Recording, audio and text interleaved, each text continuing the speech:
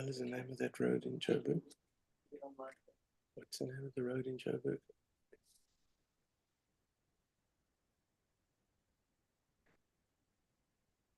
Good evening, everyone. My name is Zapiro, and welcome to the book launch of Have I Got GNUs for You? With me today is the author of this great book and conversation starter, the man, the myth, the legend, Jonathan Shapiro, most popularly known to everyone as Zapiro. Now, it's been another hell of a year, and who better to make sense of it than Zapiro, political analyst, cartoonist, and agent provocateur.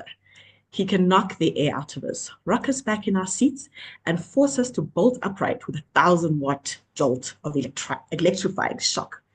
He makes us angry, he makes us laugh, and he makes us think. He shines a light on the elephant in the room, presenting the emperor in all his naked glory. Impossible to brush off, he is determined to provoke a response. When all around is crumbling, when fake news and zipped lips conceal the truth, Zapiro comes to the rescue. With the dissecting eye of a surgeon, the rapier-like point of his pen exposes flim-flam and reveals with a line what lies behind the action. Now, for those of you who may be unfamiliar with Zapiro, where on earth have you been? But don't worry, I got you. Zapiro is Jonathan Shapiro, born in 1958. He went to school in Cape Town, studied architecture at UCT. He was conscripted, is an activist, was detained for his activism, and also attained a Fulbright scholarship to New York before establishing himself as South Africa's best-known cartoonist. He is the editorial cartoonist for Daily Maverick. Previously, he was published in the Mail and Guardian, Sowetan, Sunday Times, independent newspapers, and the Times. As an activist in the 80s, he drew for the UDF, and he has published 26 best-selling annuals and 4 special collections. He has won numerous international and South African awards and has 2 honorary doctorates. Sure, that's quite a life you've lived there. So I'm sure everyone will be eager to buy this wonderful book. So if you'd like to, buy it for yourself, and of course, everybody else that you do know, there's a link in the chat box. And you can go straight to our DM online shop and purchase a copy for yourself and everyone else. Now that we're done with the formalities, I'm going to hand over to Zapiro to talk us through his launch presentation, and thereafter we'll have an engaging audience Q&A, so please do prepare your questions. But for now, I'm going to say, take it away, Zapiro. Thank you, Zuki. I think that in that first part of your intro, I think you probably used more. I think you must have set some kind of record for a number of cartoon metaphors. It's actually brilliant. It's exactly the kind of things that I do. I use when I'm doing cartoons. I always say I'm not trying to. When I sit down, I'm not trying to think of a joke. I'm not trying to think of an image. I'm trying to think of what to say. And those kind of images that you used about zip lips and rapiers and this and what, that's exactly where I go once I start to figure out what I'm trying to say. So this year, I also like it. You said, have I got GNUs for you? Some people say, have I got GNUs for you? Some people say, I've got GNUs for you. Some people say, have I got news for you? New or news. But as long as you get the gist that it's from the Government of National Unity, the GNU itself is something that I lifted from my 1994 cartoons when Madiba had a real GNU. This one, I think, is a sort of a glorified coalition. In a weird way, I agree with the EFF and MK. Can you believe I agree with them on anything? It probably isn't an actual GNU, but let's call it a GNU because that's a nice animal and because some nice things are coming out of it. So about a year ago, I mean, that's how long these books go from year to year, kind of from October to October. So we were celebrating, and it gave me a chance to do a great celebration of our Springbok rugby team, which is performing unbelievably well. Of course, you see on the top right corner, Kenyo Kant, SA language lessons from the famous incident with the Bongi, and so I was kind of doing language lessons, and pronk is actually a verb specifically for Springboks. It is specifically If you look it up in the dictionary, that's what springboks do. Pronk or pronk in English, it is actually in both languages, when they jump for joy. So if you hear David Attenborough, I saw a David Attenborough show where he talked about the pronk. And here, I did one presentation at a school in Joburg, and at the end of the whole presentation, they said, name the superhero that appears in the Springbok rugby team, and somebody immediately put up their hand and said, Mr. Invincible. So they were really concentrating. There's so many different things. When you look at the book, you get a chance. I won't go through all the stuff, but of course, I will say there's Rassie with his robot. There were little in-jokes about all the stuff that we were so excited about and still are. I left the horns off Sia Kolisi. Can you believe it? I had to put them on later. So funny little things happen like that. But I started out doing a few of them, and then I thought, I have to actually have the whole 15, match 15. And I thought, well, what is a match 15? With the bomb squad, you need 23. So I ended up doing the whole 23 plus Rassie and Ninaba. That's a hell of a lot. So a much shorter cartoon. We were also struggling with, of course, with load shedding at that stage. Eskom, I heard, was going to spend millions on a new logo. I thought, what the heck would that logo be, or what could it be? So a very simple cartoon that did the rounds a lot. A much simpler cartoon. I like doing these simple ones when I get the chance. That is not always the case. The next one is one that was unbelievably hard to think of and took me days. And I didn't know if I was going to get a cartoon out. When Hamas attacked on October the 7th, and it was a pretty savage attack, I found it very difficult to know how to draw. And it took me so long. I started writing these little post-its, and I started using the post-its. So I've got the blank page. It says how to do Israel-Palestine cartoon that condemns Hamas's atrocious murder, rape, and kidnapping of many hundreds of civilians, which Hamas, backed by Iran, intended to incite maximum outrage and to inflame Israeli hardliners, whose response has also been atrocious. I mean, already at the beginning it was atrocious. It got much worse. Bombing and starving thousands of civilians in Gaza, and whose regime, backed by the US, has persecuted Palestinians and occupied their land for over 75 years.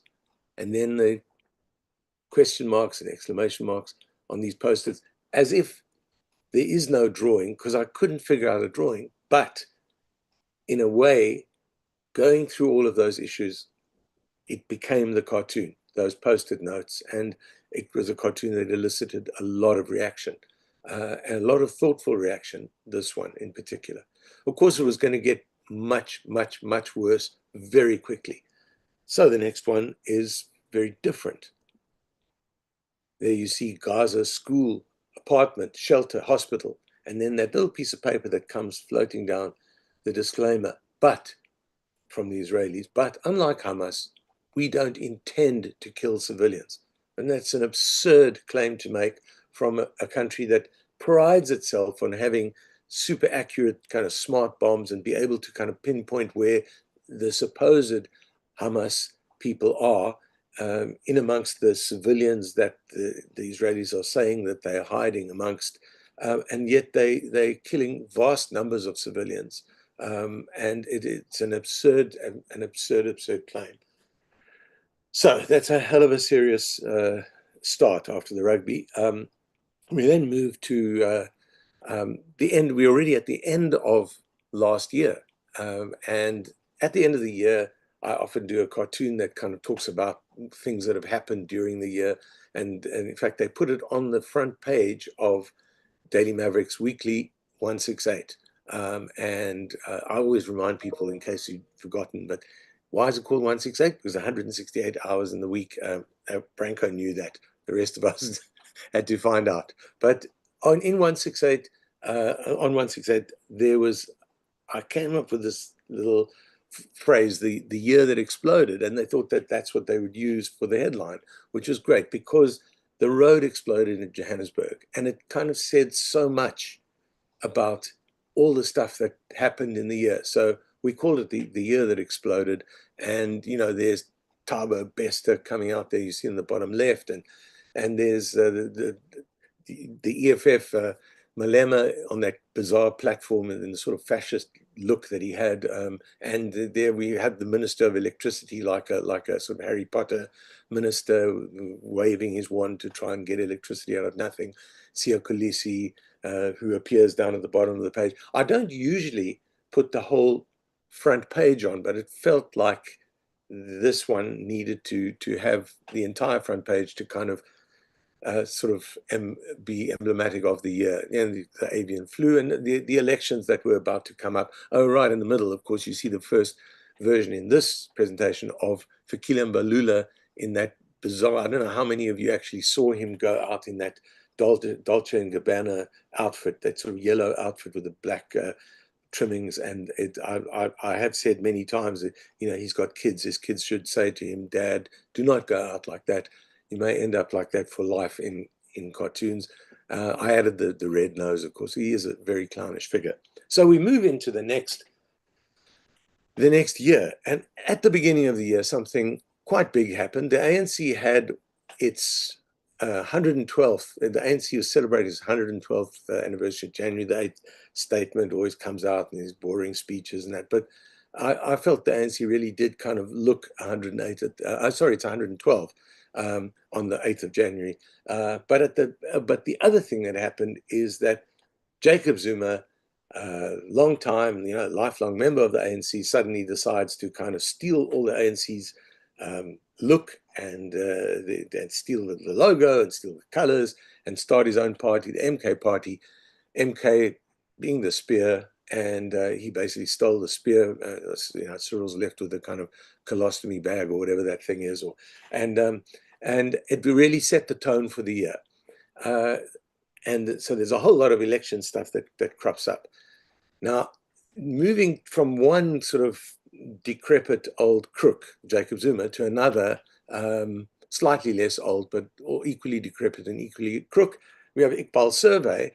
And Iqbal Survey is all his organizations are teetering, and he's he destroyed his own media group and the independent newspapers. And something very strange happened with Iqbal, and I thought I would do a Dr. Seuss parody. So Iqbal the turtle, after Yertle the turtle, Iqbal the turtle, he crowed, "I am Iqbal, king of all I survey," but all that he sat on was in deep decay. His tower of power was nigh in the lurch. He'd lied, conned, and swindled his way to his perch. "Sabotage," shouted Iqbal as he entered free fall. "The world is against me, the banks, one and all." His last words we hear as he plummets, he hollers, "I'm suing the government for $4 billion. He actually did. He sued them for $4 billion. And I mean, the Rand equivalent to, I don't know, 75 billion Rand or something like that. Unbelievable. And it's still going. Of course, he'll never get it. He's a conspiracy theorist. So now moving to yet another crook, and somebody who had crooked everybody out of a vast sum, and that is Marcus Jooste. After he died, I did a couple of cartoons about him. I wondered what it would be like in hell. Mr. Marcus Jooste, let's see. At minimum wage, how long would it take to pay back 220 billion Rand? Let's just call it eternity. So, sometimes I do these celebratory cartoons of people who die. Sometimes people who die are complete scumbags. They're going to get a very different kind of treatment.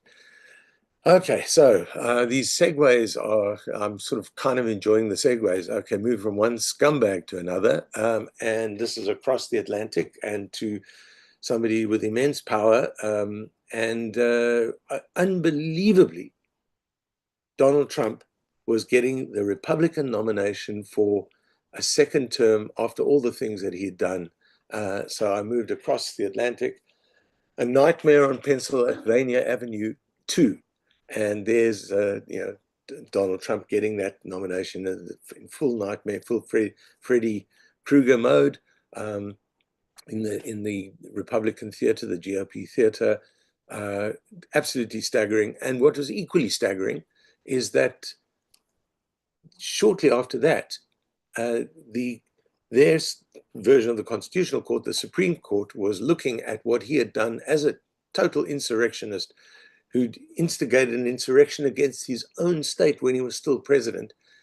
He basically got the green light from the US Supreme Court. They basically kind of endorsed his being able to run again, and kind of wiped out a whole lot of what he could be prosecuted for. So to me, that called for just something that kind of represented everything that had happened. Really amazing. So they they had some serious trouble with their judiciary that's been stacked by Trump, among others, with some right-wing judges. Then on the other side of the world, meanwhile, there was the death of someone in Russia, Alexei Navalny. The ANC's best friends just killed their own Nelson Mandela. And there, of course, you have Putin and Cyril sucking up to Putin, as he always has been doing. And if you look at Navalny maybe didn't start out as someone who could be talked about in the same breath as Nelson Mandela. He started out a little bit reactionary and he said some strange things, but he became more and more solid, more and more pro-democracy, more and more of someone you could respect. He was then poisoned by Putin, left the country, had the courage to come back, was sent to a terrible kind of gulag kind of concentration camp. It's possible he's almost certain he was tortured, and he probably died of starvation with some injuries. So absolutely appalling that South Africa is so supportive of Putin and Russia. It really is appalling. And the struggle and sort of connections with Russia don't explain it at all. In fact, South Africa, ANC have got more connections with Ukraine than with Russia in terms of who was trained there and all of that. So I find it incredibly ironic and very hypocritical. Putin then held elections, sort of sham elections after what had happened to Navalny and other opponents. To my latest democratic election win, shots all round, also for my opponents.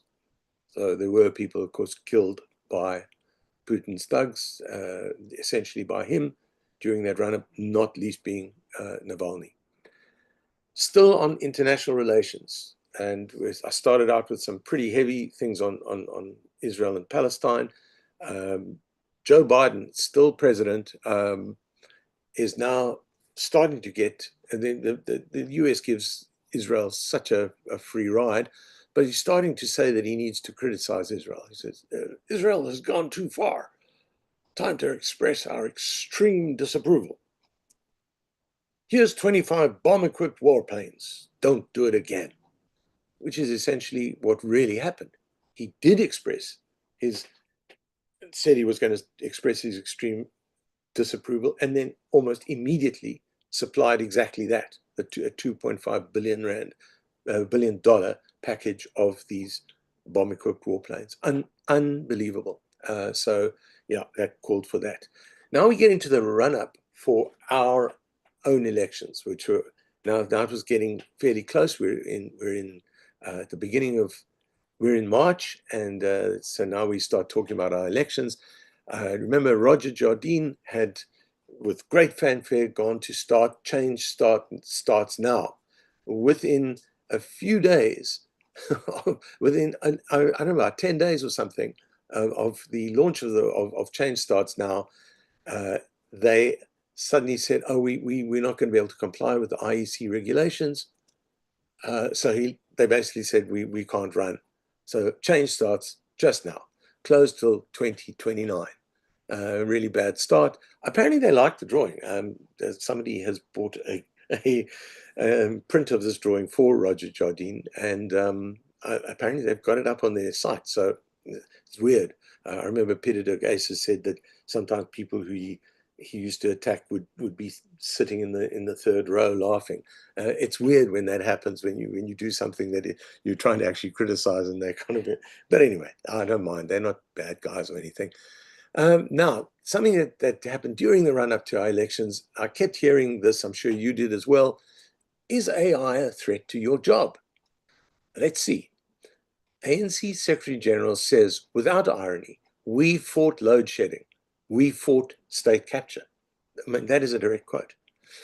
Impeached public protector now on committee selecting deputy public protector. That's also true. Oops, something has just, what's happened? What has happened here? I It's think just it's like a jumped weave off. transfer. If you close the weave transfer window. Okay, that's that. Let's just close that there. I don't know how that happened. There we go. I don't think I touched that. Yeah, it's Sorry back. about that, everybody. Thank you, Zuki. The impeached public protector, who I draw as the sort of creature from the swamp, and have been drawing her for a long time, Mkrabani. I pronounced her name wrongly. I suppose that's now I should complain about that. The IFP's election face is a dead guy. They were so unconfident about their own leader, their current leader, that they put Buthelezi on the election posters. So I draw him in the coffin. DA's call for the US election observers comes as the US's own insurrectionist gets judicial nod to run again. That was the previous cartoon. We still have a Gupta-linked party actually named ATM. That is true. I mean, amazing. And down at the bottom left, MK Party Carter, who threatens to burn SA, is the founder of PAPI, People Against Petrol and Paraffin Price Increases. These are all true. Cyril's speech trumpeting success against load shedding is interrupted by power outage. My job is safe. AI couldn't make this stuff up. Well, of course, I mean, I got a lot of very good response to this. It was one of the most popular cartoons. I did it around that time. But then I got a phone call from my own daughter a couple of days later, and she said, "Dad, she'd been discussing this with her brother, with my son, and she said, that's not how AI works." And I said, no, I know that. I knew somebody would call me. I thought somebody from the younger generation. I didn't know it would be them, the two of them. But I said, no, I just look for a hook for cartoons. And my generation was quite happy with the cartoon. The younger generation, it was going to actually say, would you understand that's not how it works? Anyway, it was all fun. And I'm always looking for hooks for the cartoons. The next thing that happens is something that was brewing for a while, and that's within the ANC again, and that is that Mapisa Ntakula, the Speaker of Parliament, now suddenly she was facing corruption charges. So let's see why. Oh, I've got to get that one. Now what? The Speaker's blown. And yeah, this one is fairly self-explanatory, just a fun thing to play with. The blown speaker, and there's Mbalula again in his kind of clown Dolce & Gabbana outfit. What was interesting to me, though, is that she came out saying that the state's case was laughable. But what we'd seen already in newspaper reports was that she and the person who gave her the bribes were one of the ways that they referred to the bribes was as wigs. They called them wigs, and she had also asked for a wig as well as that. So there was all these funny wig connections. She says, my client asserts the state's case against me is laughable. So yeah, I thought it was kind of laughable, but yes, but not for the reason that she did. Then another court case, yet another court case for Jacob Zuma and for his MK party. But boy, oh boy, Zuma's had many court cases. This court case was going to allow him and allow his party to run in the election and allow him to be the leader of this party. Not that he would necessarily try and become president, but they had gone to court to see whether, even though he had a conviction, whether he could run, and the court approved it, which was amazing. So the 11th rise of Zumbi, now court approved. I've been doing this Zumbi thing since 2005, both for him and for his supporters. But you see that little Zumbi at the bottom, on the bottom right. There's another Zumbi there, somebody following him like all the other MK Zumbis. And that is Cyril, because Cyril gave him that fake remission, which allowed all of this to happen. If Cyril hadn't pretended that those 9,500 people that were being released for, some sort of altruistic general reason. It was all done it was all done as a big sham so that Jacob Zuma could get remission. So blame it on Cyril, blame it on the ANC. That's why we have the MK party. That's why Zuma is able to run. It is Cyril's fault, and I'm sure he has sleepless nights about that. If I were him, I would. So here's one that is just very general, following on Zuma being back on the scene. The shower scene from Psycho, and there's SA Democracy. You imagine that scream. I remember the scream from Psycho. That just is a cartoon that's kind of emblematic of the threat to democracy that Jacob Zuma is. The ANC was battling with Jacob Zuma. He had left to form his own party, but bizarrely, they were still having a disciplinary hearing to decide his fate, as decided, as to be decided by the ANC. And what made it even stranger was that they then decided that they were going to wait till after the election. They're going to wait till after the election to see what would happen to this guy who was now starting his own party. It's completely absurd. So talk about shutting the stable door after the horse is bolted. Obvious thing for me to kind of play with, and that's a very weird kind of horse that Jacob Zuma is. But I wanted him to be sort of half human, half horse, so you kind of get the metaphor. Okay, what about the opposition? The opposition still very much represented by, the DA is still the second biggest party, very much represented by Helen Zille, who is as tone deaf as they come.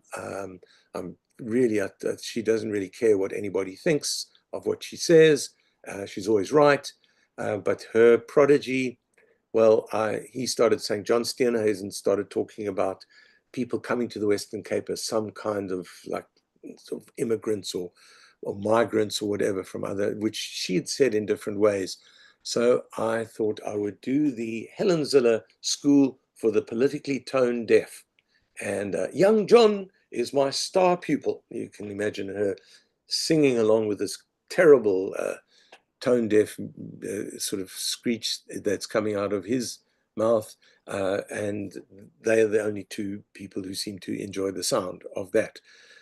That kind of, more than leads into the next cartoon, which is about the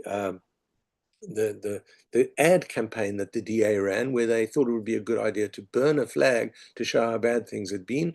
And the only people who got really badly burnt by that were the DA themselves, because it's really a kind of tone deaf thing to even think that if you're trying to show how bad things are, that you give everybody license to criticize you by burning a flag. It's just utterly tone deaf and wrong thing to do.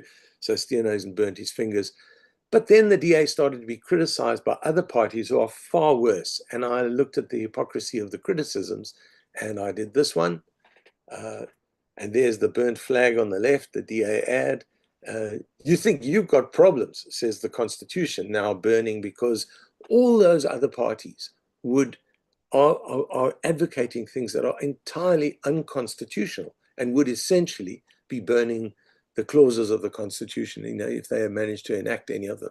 Old Testament in schools, aliens out, bring back hanging, down with gays and judges, up with kings and chiefs, Zim-style land grabs, Cape exit. You see the kind of the white Cape exit proponents in the back there. But all of these parties, the EFF and the MK and Patriotic Alliance and the ACDP, they're all in some ways anti-constitutional, or at least in terms of some of the things that they each say.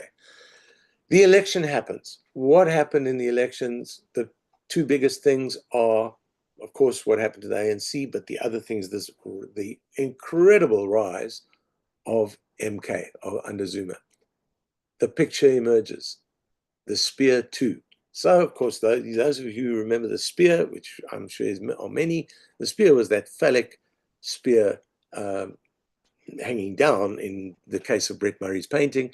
But I thought, well, this is the rise of the spear number 2. And that is, it's pretty scary. It's a hectic image. Some would say it's a rude image, if they get it.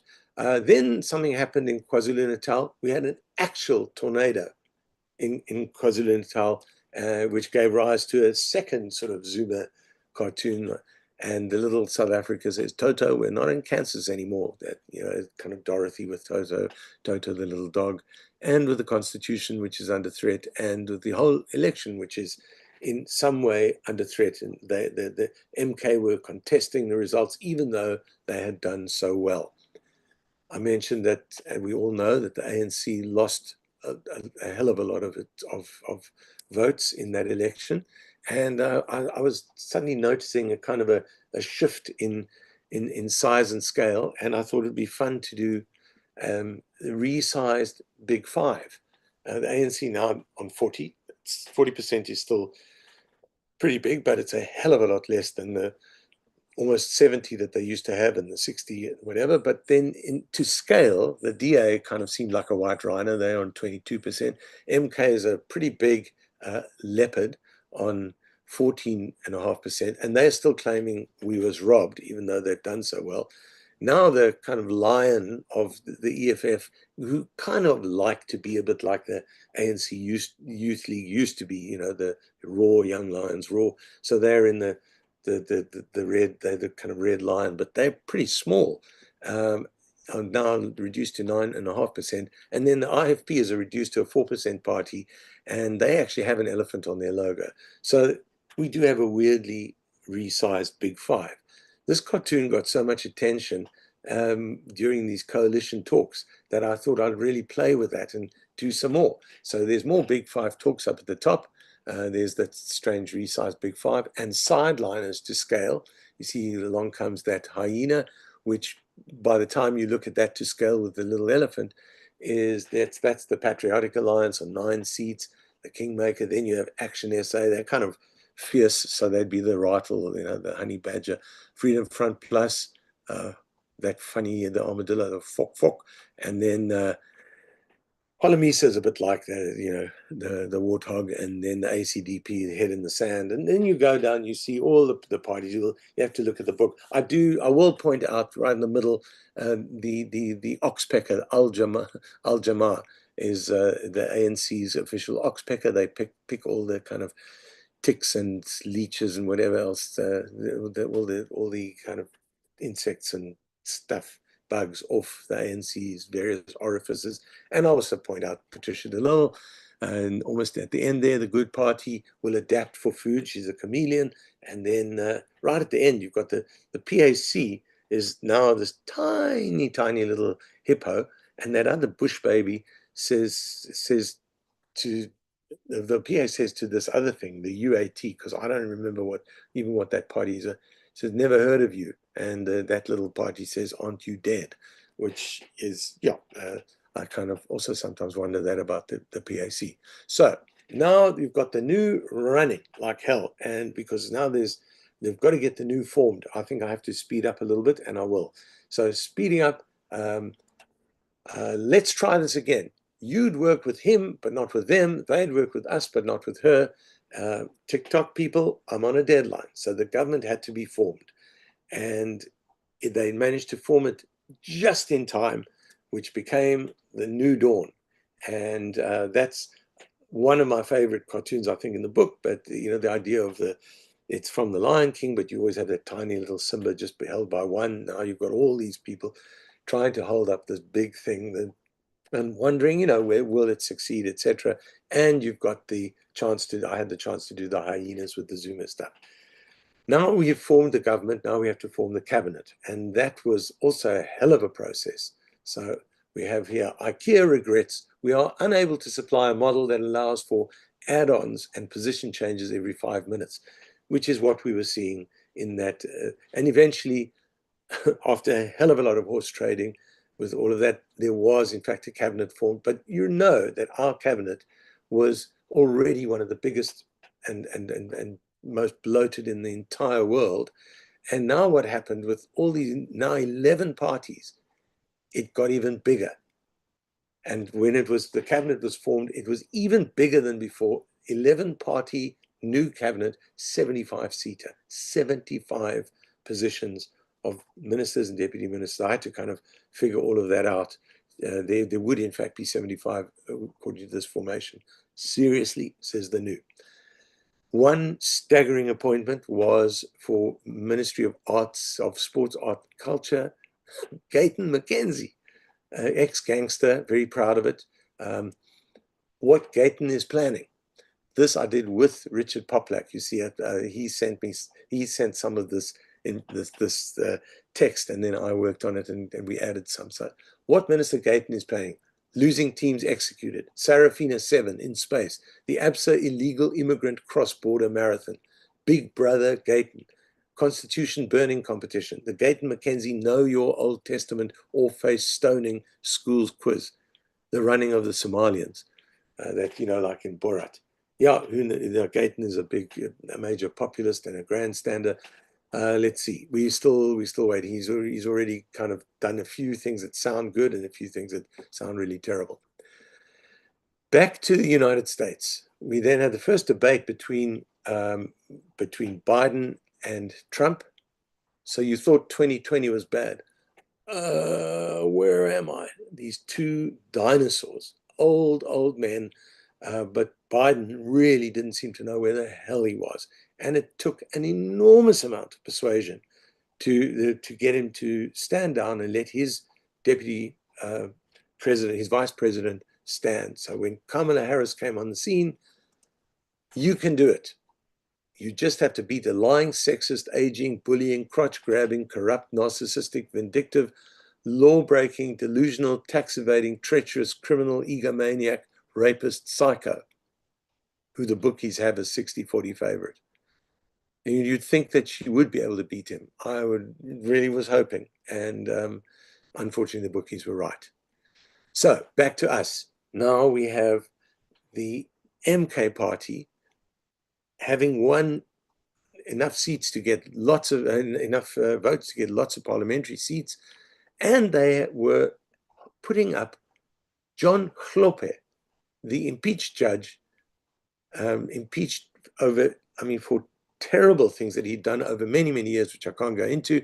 And they were putting him up to sit on the parliamentary appointed Judicial Services Commission, the very commission that had impeached him, which it sounds incredible.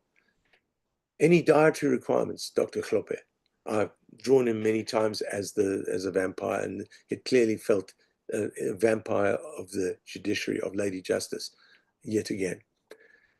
Another party which is now reduced, the EFF, constantly criticizing other people for corruption, which is absolutely absurd. The Daily Mavericks team in particular, Paulie van Wyk and certain other people had exposed how much they were implicated in VBS. And when yet another expose happened, I did this. Floyd and Juju, toast, absolute toast. They were arguing as to, well, Darlene Porfield on behalf of the two of them, whether gift or gratuity or bribe was what's the difference? Of course, the smeg is changed to smug. But no matter that they are toast in this country, you can carry on as toast for quite some time. Kind of similar to the next cartoon, which is about the ANC again, when still trying to expel Jacob Zuma. Now they actually expelled him, or so they thought they had, but who knows?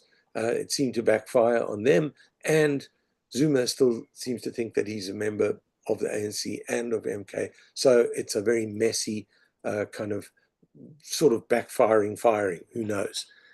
Then there was the sort of bombshell news from the EFF again that Floyd Shivambu had left the EFF. So there was a nice, easy, the F of EFF, Floyd falls down, and leaving Julius Malema, he's kind of he's the E, but he's on his side, he's an M. I don't know, something like that. It was just a fun cartoon to do. There were rumors that Floyd would join MK. Those rumors proved to be true. As he joined MK, it felt like that, the spear comes into action again as on the castle walls. And now as the spear it's got Julius Malema up there as the sort of decoration. Then the MK did something really weird. Because they don't like the GNU being called a GNU, they actually sued the SABC to stop the SABC calling the GNU a GNU. And that kind of started this cartoon. So the showerhead bully and his posse want to stop you calling yourself a GNU. The question is, how do you self-identify? And yeah, that was it was a nice cartoon to do, and people kind of enjoyed it. I'm worried that I'm running short of time. The next one is the MK press briefing, and they go, and every single one of these MK people shows it's. I'll start it, and you'll get the gist. As a new official opposition, here are our shadow ministers: Minister of Perverting Justice, John Floppe; of Financial Disaster, Des van Rooyen. Okay, I'm going to whiz through it. Of lawlessness and disorder, Dudu Zuma; of treasury looting, Tom Moyani; of bank looting, Floyd Shivambu; Eskom fraud, Brian Molefe; Transnet fraud, Siyabonga Gama; PRASA fraud, Lucky Montana; of spinning corruption, Dirty Money. It's Jimmy Money, but I call him Dirty Money. And Minister of Fire Pools, Nathi Nhleko. Finally, Shadow President of the Rape of Justice. Of course, our full party list is here, and it's the Zondo report into state capture. That's where you'll find them. My position, Secretary of General Mayhem. Is everything clear? Very. Okay, so DA again, DA being tone deaf. DA appointed 2 people who should have already been expelled from the party or suspended or whatever for being utter racists. One was Ronaldo Gous, one is Roman Kabanak. It's just a jump to the right. Of course, it would be the left, but it's the right. In their case, towards old SA racism and homophobia. DA does the time warp. I'm going to go a little quicker again, so I'm going to skip out a little detail here and there. We are now right near the end with something that has just come into focus in the last couple of days again, and that is the Minister of Justice. Absolutely amazing. Again, exposed by Daily Maverick and Paulie van Wyk in particular. Thembi Simelane, the coffee shop that she supposedly bought, but she got this with a 500,000 Rand VBS connected kickback alone.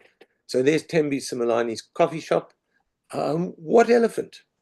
Elephant in the room, no doubt. I mean, taking up the entire place. And Minister of Justice. Impossible. And it's obviously why eventually she has just recently been shifted. Hasn't been fired, should have been fired. So now we're a year after the last lot. So I'm in the last couple of cartoons. We're a year after the beginning of this annual, and we've gone 5 months without load shedding. Just when you thought it was safe to turn the lights back on. So now it's not the load shedding, but a 36% price hike from Eskom. That's pretty self-explanatory. So we're really moving to the last ones, and one is very heavy, and that is back to the Israel-Palestine stuff. So much has happened. There's much more in the annual about this. But when the World Health Organization declared Gaza had a polio crisis, polio which should have been eradicated all those years ago, polio crisis because the Israelis refused to let the supplies in and are bombing hospitals. I did this one. Death, the 4 horsemen, death, war, famine, all of those up to now, and now disease, genocide, full house. When I showed this drawing in Johannesburg at one of the presentations I did, there was a walkout. 2 people got up and walked out. I don't understand what people expect of me. I've been doing these things for ages, or of anyone who looks at human rights across the board and doesn't only look at anything that, they, I think, were Jewish like me, the people who walked out. But as a Jewish person, I have to do what I see and what I think is right to do on principle. And I have to do these kind of cartoons. Okay, so for the last one is much lighter and it's much better because our Springboks, which I also started off with, had by this time won their last 4 meetings against the All Blacks and had won the World Cup and had won the 2019, 2020, all of that. I heard somebody say green is the new black. And that was for me a really fantastic thing. I looked up to try and find out where that came from and never found the origin of it. So I can't credit anyone, but I really thought it was worth making a cartoon. Sorry, there are a couple more cartoons. The very last one about Trump and all of that. It's sad because he won the damn election. When he debated Kamala Harris the first time, that debate, and he said that the cats and dogs were eating, the Haitians were coming to eat the cats and dogs of Springfield, Ohio residents. I thought of, raining cats and dogs. In fact, this version of the cartoon comes from something that another Daily Maverick colleague suggested, Tony Jackman. Thanks, Tony. And about the raining cats and dogs, that idea came from him. And of course, the Kifners did their wonderful song about that. And that does lead to the last cartoon. And the last cartoon I've got here is a tribute to Pravin Gordhan, who died this year. Freedom fighter, SARS wars hero, and state capture slayer who taught us to join the dots. And you see, I often have this thing where somebody in the cartoon kind of sees something that the other people haven't seen yet. And in this case, the child sees the Pravin in the stars. There was a cartoon I did in the annual that criticized something that Pravin did when he died. All I wanted to do was celebrate the great things that he did. And I feel that there was a lot of attention on this cartoon, and it was apparently shown at one of his memorials, and his family has a copy of it. And sometimes you just want to celebrate somebody. Thanks. That's all the cartoons I have. I've overrun a bit, but let's see how we go. Thanks, Jonathan. That was such a great masterclass in South African current events and our recent history. I just love how you kind of distilled all of that through your cartooning and just your political commentary and all of that, and the attention to detail in so many different ways and pulling out the different aspects of it. I'm sure everybody really enjoyed that.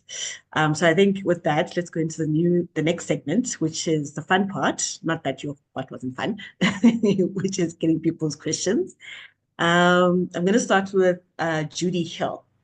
So Judy Hill would love to know what your hardest cartoon was to draw this year, but also how do you stay calm when you're being sued by the president? Okay. The hardest cartoon to draw is a toss-up between two cartoons on Israel and Palestine. The one that I showed right at the beginning, which I went into in great detail, and so there was real anguish in that cartoon as to how to draw it. And then one much later, which is in the annual. I thought it wasn't really going to work to show it in this presentation. It is out there. It was shown on Daily Maverick and on my own platforms, and it is in the annual. And it is a very, very hard cartoon where I used a term from the Holocaust, which is, but I used it in a very, very careful way. Not that my harshest critics amongst those fellow Jews who don't like the use ever of anything to do with the Holocaust when it comes to Israel and what Israel does. But I think look through you'll have to look through the annual and you'll see it's very carefully worded so that it's not about all Jews, it's not about all Israelis, it's not even about, it's about Netanyahu's government and what they are trying to do, not to all Palestinians, the genocide, but to the Palestinians of Gaza. So all of those things are contained in it. Okay, the second part of the question was about the president. What was that? So the question was, yeah, how do you stay calm when you're being sued by the president? The first time I had a lawsuit from Jacob Zuma. He wasn't president yet when he sued me in either of the two cases. He continued as president. But when he sued me, he was still, he was by that time ANC president, but he wasn't national president. But he was a very powerful politician who was on his way to becoming president, and it was pretty hectic. And the first time, I have to say, I always say it felt like that thing where your stomach falls through the floor when I saw 15 million rand. I'm being sued by this guy, this powerful politician. But it just took me a few minutes to say, really, really a few minutes to say, who the hell does he think he is? As a politician, suing somebody in media, suing a satirist, suing not only me, he was, I found out quickly, he was suing reporters and commentators. Like, who the hell does he think he is? So I very quickly lost all fear and lost all of that kind of trepidation, and I just went for him as well. Again, and the second time, I just have to say, the second time I received the lawsuit, I mean, I'm now years down the line, and I know he's going to sue me for the Lady Justice cartoon. So when I saw that same sheriff appear at the gate, and I sprang the gate, and the sheriff walks in, and I said to the sheriff, "Is that asshole suing me again?" And the sheriff he just couldn't help himself, started laughing like this guy in uniform. And he's kind of like giggling while he was serving me the summons. So that's how I really went for him, and we were very sorry that the second case didn't get to court, because we would have shredded him there, with the help of a team of attorneys and and Wim Trenggrove as the advocate. Yeah. All right, thanks. So the next one is from Mark Lowe. Zapiro, were you creative as a child? How did you get into cartooning? I was. Look, I think all children are creative. It's almost, you have to kind of um, maybe need a mentor or somebody that kind of helps you. In my case, my mother, and then later other people who kind of see something and facilitate that. But I mean, all kids are creative. My mom saw that I had a particular thing about drawing, and so she kind of did help me kind of get going, and enjoyed it and whatever. I mean, I often have said, when I had nightmares, she gave me piece of paper and a pen and said, draw them, because she knew I was into drawing, and that helped with the nightmares. But I'll tell you a funny little thing about, again, being Jewish. My sisters and I used to enter the Christmas card competition in the junior August in Cape Town. And then one year, I think I came first, and my other sister came second, and third sister didn't get a prize, but they put her one on the front page of the newspaper and gave her something else. And this happened a few years in a row. And eventually somebody wrote to the newspaper saying, who is this Jewish family and why are they dominating the Christmas card competition? Which I thought was hilarious. So yeah, I know I was always drawing and always interested in being a cartoonist. All right, great. I'm going to go into some comments now. There's some really nice comments here.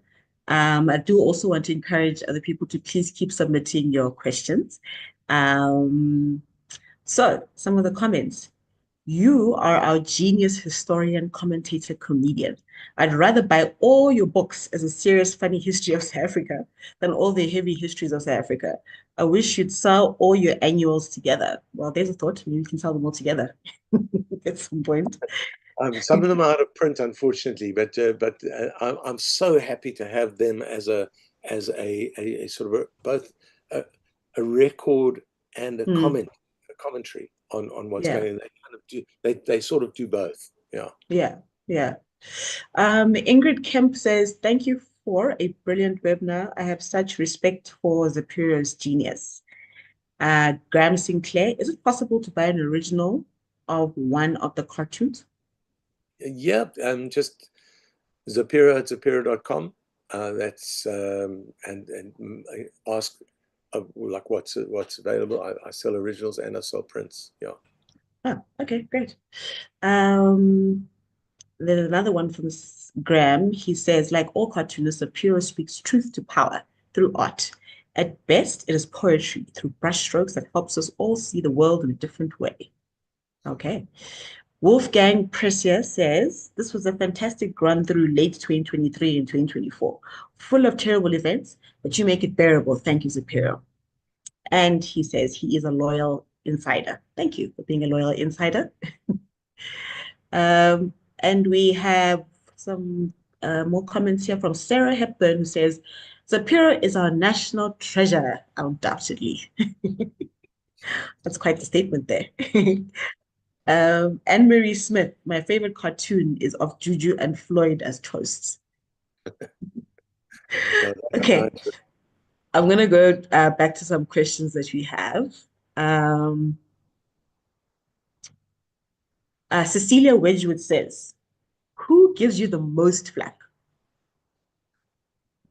that varies at any one time. I mean, of course, at one stage it was Jacob Zuma. There's no question. I mean, I never forget going onto the radio. I confronted him after the first lawsuit in person at a press conference, and he gave an answer like as to why he was suing when I was saying, you know, if you support press freedom, and he'd just given a speech about press freedom, why are you suing people? You know, I asked that question, and the answer was so convoluted, nobody could understand it. So 2 years later, when he sued me again, I went on the radio, and this time I got a great answer from him.